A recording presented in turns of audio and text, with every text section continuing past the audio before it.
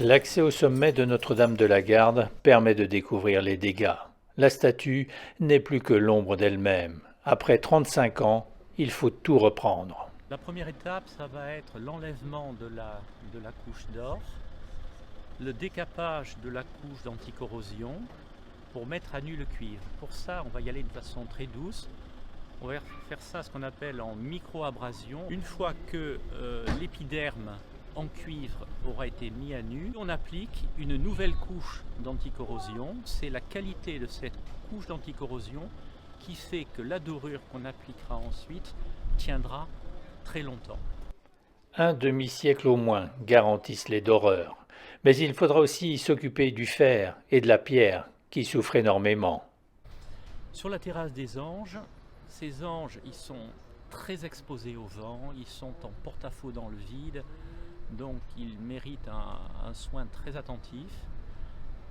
Je suis un peu malheureux parce que doucement ils fondent dans le sens, ils perdent de la matière.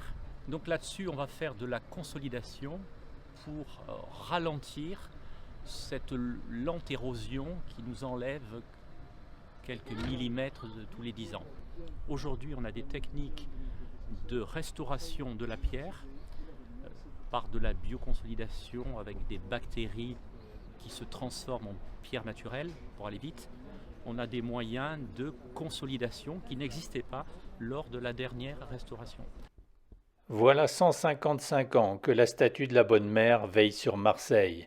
Pourtant, on ne donnait pas cher de son avenir. Les raisons, un procédé révolutionnaire jamais appliqué pour de la grande statuaire. On a l'audace de partir en galanoplastie à un moment où le grand architecte de notoriété nationale dont tous les avis étaient écoutés, c'était Eugène Viollet-le-Duc, qui a dit non, n'y allez pas, ça ne va pas tenir.